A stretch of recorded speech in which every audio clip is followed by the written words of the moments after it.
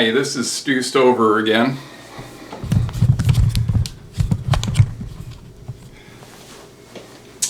And today's episode, I wanted to get into the Scandinavian countries, and there's a couple reasons why I want to do this. One is because in Econ, we don't just focus on the US economy, we actually focus on the world. And we want to look at the countries that are doing things maybe a little different than we are. Now, sometimes that's good, sometimes that's bad.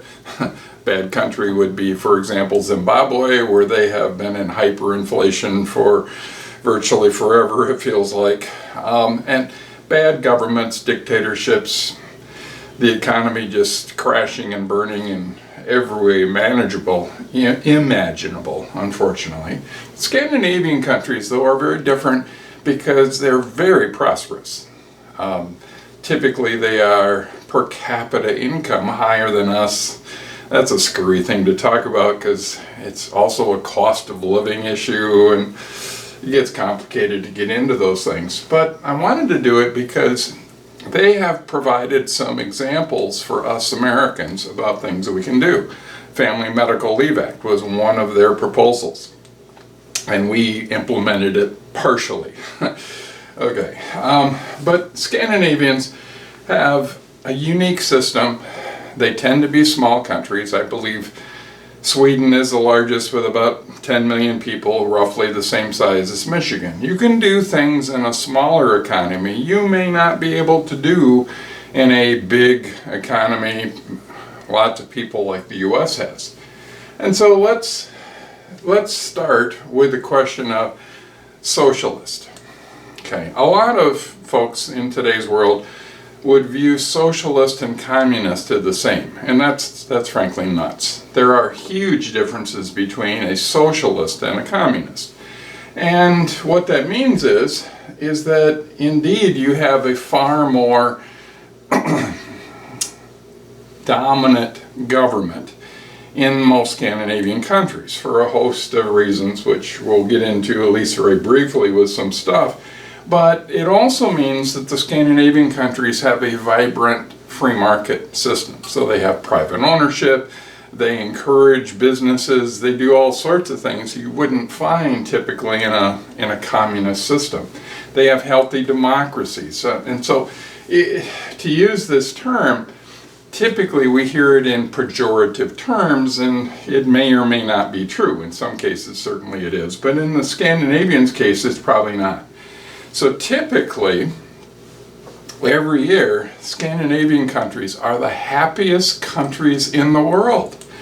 It's astonishing. Year after year after year, they are at the top of the scale. They're satisfied with their government. They're satisfied with their society. They're satisfied with their opportunities. You know, all sorts of issues show up with the Scandinavians. So we tend to be much lower than that. At one point, Hong Kong was probably the most unhappy country in the world, but they're now part of China, so raises other questions in all sorts of ways. So what are the implications here?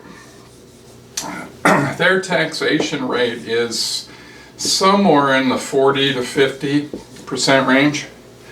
40 to 50, you know, for us Americans, that would be impossible to manage. But what happens here? They have been going down in Scandinavian countries, just like they've been going around virtually everywhere around the world. Well, not everywhere, but many places around the world. But the difference is we Americans, for whatever reason, we tend to think in terms of we don't know what those taxes are going for. It must be corruption. It must be the deep state. It must be, you know, some reason to suggest that our taxes are not going for good things, when in fact in most cases our taxes are going for Medicare, Medicaid, military, Social Security, you know, all of the things that we are advantaged by. And at the state and local level, it's roads and parks and schools and all the other stuff. But they see a far greater connection to what they pay taxes for and what they get as a result of that. So let me talk about some of the things that they get. So they get free healthcare. That works. Their numbers on healthcare are vastly better than American numbers on almost any measure you want to talk about. And yet we spend a pile more money per person on healthcare than they do, and yet their system works. And so they're very happy with their healthcare system for a whole host of reasons. They also get free education. Does free education benefit society? Well, sure. You want your citizens to be able to contribute back to society in the most efficient, reasonable ways possible. More education typically connects to that in some significant ways. They typically have far more generous things like family medical leave.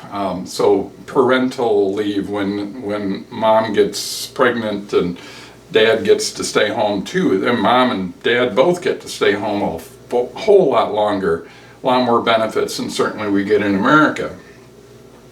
They also get far more generous unemployment compensation than we do in this country. Their prison system is far more rehabilitative as opposed to punishment like our system tends to be. So part of what we've got here is a society that spends a fair amount on taxes, but the benefits of that feel good and right and normal to the American or the average Scandinavians. I'm not saying that we should do this because I don't think we could pull this off, but let me give you an example of why I don't think we could pull it off. Scandinavians, Swedes in particular, would say things like, I don't want to be unemployed and I don't want to be drawing benefits from the government because I want to be contributing back to society. So they tend to want to get back to work. What do we Americans tend to say?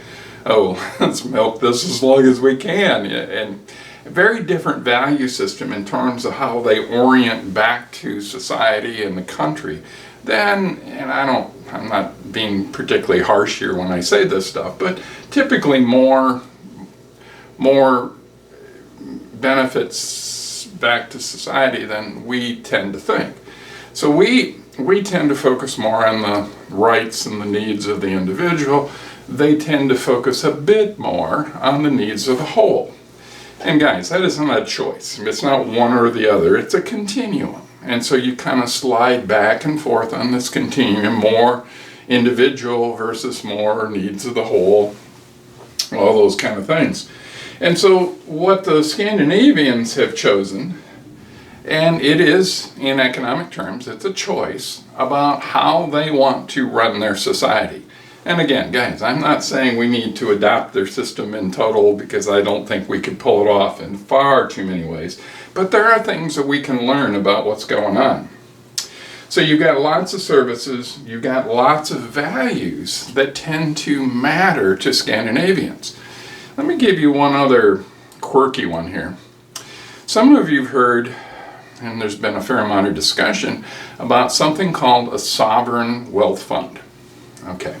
Sovereign wealth fund. Norway is one of the leaders in the world with that. Okay, why Norway? 3 million people in the country, so small country. But what they've got is they've got a fair amount of revenue coming every year from the North Sea oil fields. So they have more revenue coming in than they have expenditures. So they don't have a budget deficit like we Americans do. They have a budget surplus. So what they do is they take that money, put it in the sovereign wealth fund, and invest it for the future. Okay, makes perfect sense. Interestingly enough, Singapore also has a budget surplus. They have a sovereign wealth fund, and they invested in all kinds of things. One of the things the Singaporean government has done is they've bought up a big chunk of the UP in Michigan because they think there's going to be value in all that timber. Maybe sooner rather than later, but at some point that is going to become more valuable again. I would argue that, same thing with the old copper mines that we used to have in the UP. Copper has become very expensive. And as a result, we're reopening mines and doing all that kind of stuff. Well, anyway, back to the sovereign wealth fund. Because they've got budget surpluses, they're able to do this as a hedge against the future. Well, Norway is doing that. Dubai is doing it. A number of other countries have these sovereign wealth funds. But they know in Norway that North Sea oil is going to dry up someday, and they won't have that revenue. So they want to hedge against what the future might bring for them. Very, very thoughtful, very considerate about how they see their country, their people, and their future. And so they provide tons of services in all kinds of ways. Many of the critics of this would call it the nanny state. The government is far too engaged and far too involved in people's lives in all kinds of ways. And yet, it seems to work pretty well for them. And they focus very heavily on values and what makes us Scandinavians, what makes us Swedes or Finns or Denmark or whatever. And so very stable societies in all kinds of ways. And again, I'm not saying we should adopt what they do, but it's helpful for us to take a look at what goes on around the world. Thank you very much.